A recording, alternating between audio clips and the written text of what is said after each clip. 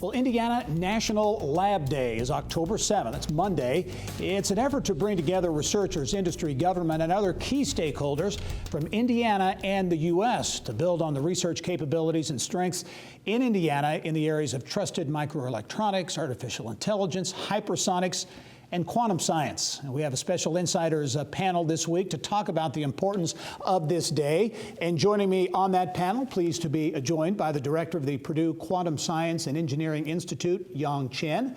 Also, Indiana Innovation Institute, senior scientist, Dr. Ron Goldblatt, and IU Bloomington interim vice provost for research, Jeff Zaleski. And gentlemen, welcome to the program. Thank you for having me. Indiana Lab Day sounds like a kind of a generic kind of thing, but in terms of the topics that will be discussed, the people who will be there, the universities, the organizations involved, this is really a big day in Indiana. Talk about what it's all about. It's an enormous opportunity for Indiana. I don't think that most people outside the state recognize the breadth and depth of the academic excellence and the power that you get when you combine the three major universities, Notre Dame, Purdue, and IU. They all have very specialized skills, and combined can deliver a tremendous amount of power and academic excellence. So other states have national lab days. This will be the first time in Indiana for us to have an opportunity to demonstrate what we have here. And this is about ultimately how the state, how collaborations can attract research dollars and other types of investment that can be really very substantial. Yes. Yeah, awesome. Okay, let's talk about some of these key areas now. Artificial intelligence, we all hear about that. It's changing the way we do things in our daily lives. At IU, Indiana University, going to be really talking about that on the panel. What are you going to be talking about when it comes to AI? Indiana University is top shelf in terms of being able to have computing power like no one else.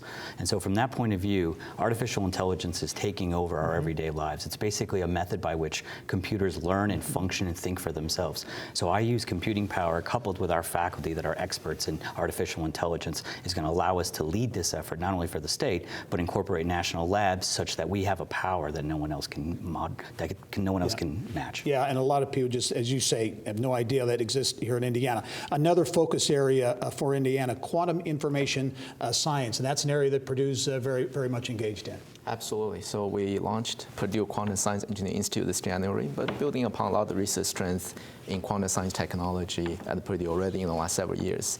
Quantum is really one of the most exciting technology right now. I mean, think about if 100 years ago, you could never imagine things like computers, internet, GPS, lasers. But today we take these for granted. But quantum will be the technology for tomorrow, for the next 100 years, that things we don't even have name for. I mean, we're talking about having such a powerful computational device, among others, design and make new drug, and tremendously speed up the business transactions, and just name a few. So it's going to have a big impact, and we look forward to working with IU, Notre Dame, and also Indiana industry and national labs to solve some of really this grand challenge problem and create a new opportunity for the future. And you mentioned, and that's a key to point out here, this is a partnership among IU, Purdue, and Notre Dame. We're going to have a Notre Dame representative on the panel, but hypersonics, that's another area. Notre Dame's really focused on that. Talk about what hypersonics is all about. Most people don't think about hypersonics too often because essentially it's moving at 5 or 6 times the speed of sound. So we're talking something on the order of 4,000 miles an hour. So in other words, trying to understand how objects move at that rate, being able to develop technologies to not only detect objects moving at that rate, but to generate, shall we say, propulsion mechanisms by which to move objects at that speed. So think of lighting a match in a hurricane. How do you do something like that? What kind of materials can you use to go at that speed? These are all new areas for science and new areas for technology. And as we said earlier, the Department of Defense is particularly interested in both offensive and defensive mechanisms using hypersonics. And what I think people may not realize, so many of these assets and so much of this academic and intellectual firepower in these areas exists here in Indiana, right, already. Other states are doing this kind of thing. Do you think Indiana, from a competitive standpoint, has an advantage? I think we absolutely do, because all of the necessary components are within the state boundaries.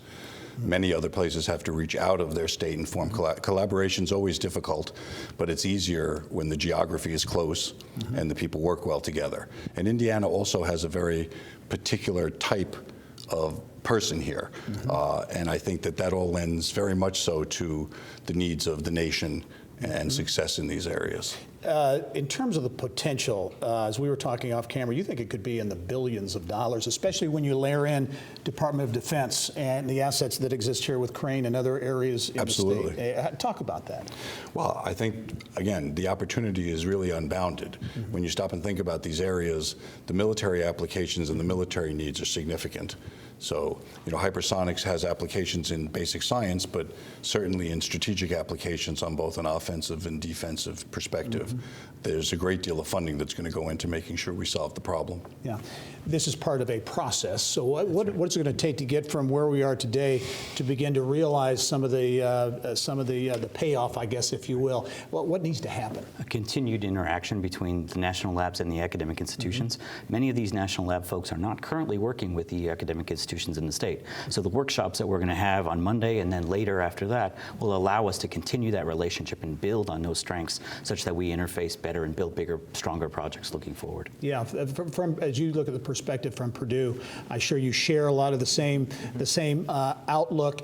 A focus area at Purdue to really participate, collaborate with other universities in this area? Absolutely. In fact, in April, we held a joint workshop with Indiana University on quantum science technology.